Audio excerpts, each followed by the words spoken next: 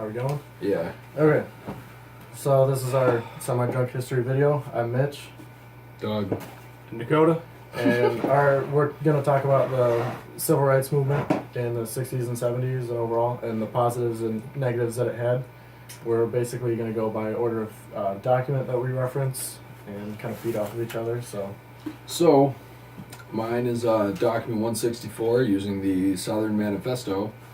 So basically, the Southern Manifesto was a big ass paper that was used by the senators from the South. They signed it, and it was basically to go against Brown v. Board of Education, and because they didn't like how their traditional ways were being like practically stomped on, even though they weren't really right, and it's how it was. And I have a quote to start my stuff off. It is destroying the amicable relations between the white and Negro races that have created through 90 years of patient effort by the good people of both races. It has planted hatred and suspicion where there has been heretofore friendship and understanding. So basically, because a white man is writing this, you can kind of tell it's a little more biased. Obviously, from a black person's perspective in that time frame, it wasn't that way at all. They were getting pretty mistreated and shit like that. So basically, as I said earlier, they were going against Brown v. Board of Education, and how it says that they were that this breeded hate and stuff like that, and in reality, it really didn't. The black people really hated the white people for what they did, But you also talked about how, like, it with de facto segregation, how it violated it, and when in reality there shouldn't have been any at all after that passed. But obviously Southern people don't change, and so that's how that went. But their overall belief for the government was that the judicial power was being misused to violate their customs and their ways, and but it came out for the better. And obviously the Southern Manifesto, at the time, it was pretty groundbreaking, but as of now it's more of a learning thing, so obviously it didn't really go through that well. But that's probably one of the downsides of the civil rights era. definitely viewed as a negative. Oh yeah, absolutely. It is such a shitty thing. But we're going to move on to Dakota with, I think it's the bus boycott, right? Yeah, so Sweet. document 168 was Martin Luther King talking to a group of people about the bus boycott and Rosa Parks. Yes, she was the one that did that. Bag of the bus, Rosa. Yep, and beautiful quote from Rosa. No. So yeah, she didn't. She planned it, but she didn't move when a white person wanted her seat.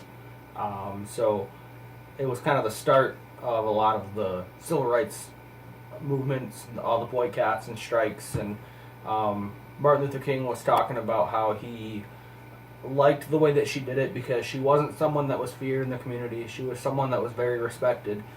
She was someone that was perfect, actually, for this. And she did it perfectly. Yeah, she did get arrested, but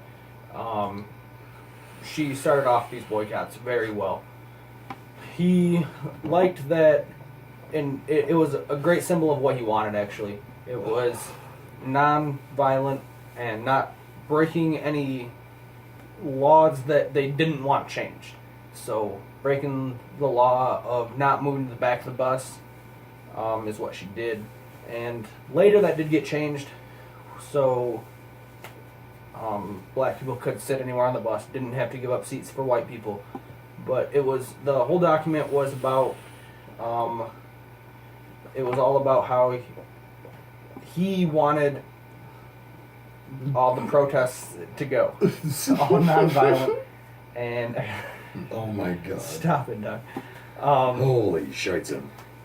So yeah, he didn't think any violence should go into it, and that went throughout the whole civil rights movement. For the most part, for most of the boycotts.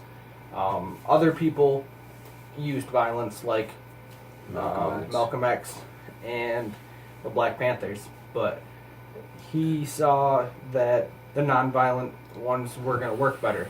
So that is one thing that we did work very well, that did succeed throughout the civil rights movement, and it did help a lot of the things to change.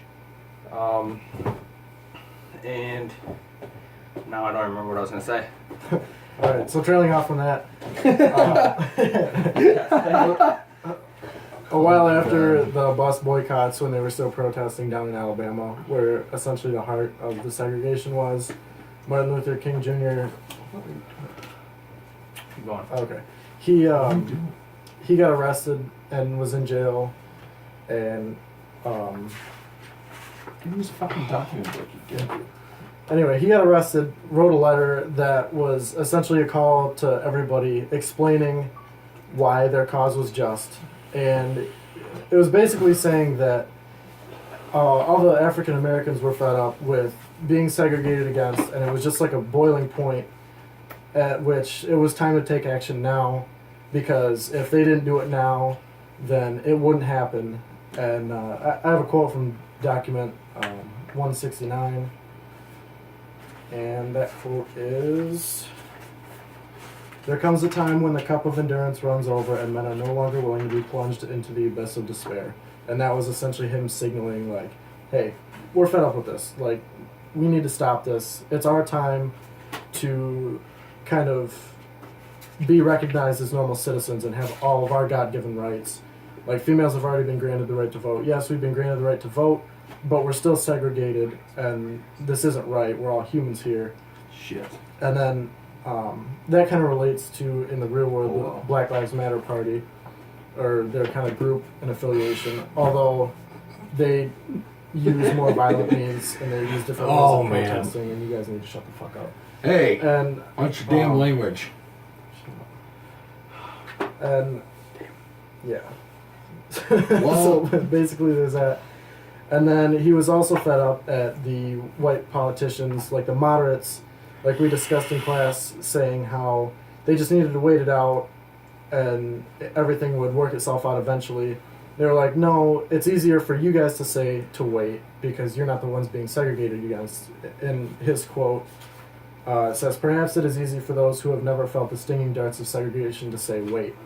And I know we touched on in class how he resented the white moderates who told them to wait more so than the KKK party or the radical people who were against segregation, because the radicals were straight up front about it, whereas the moderates were essentially teasing them, like saying, It was for segregation. I know. That's what he Okay, just that's what I said. said against. He literally just said that. Just drink Anyway, already. yeah, shut up.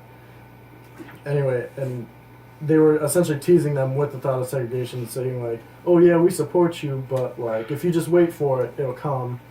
And he just really didn't like that. And then after that's what really got the ball moving, and eventually led to his speech in the marches on Washington and everything like that. So that wraps up our informational segment to the civil rights era.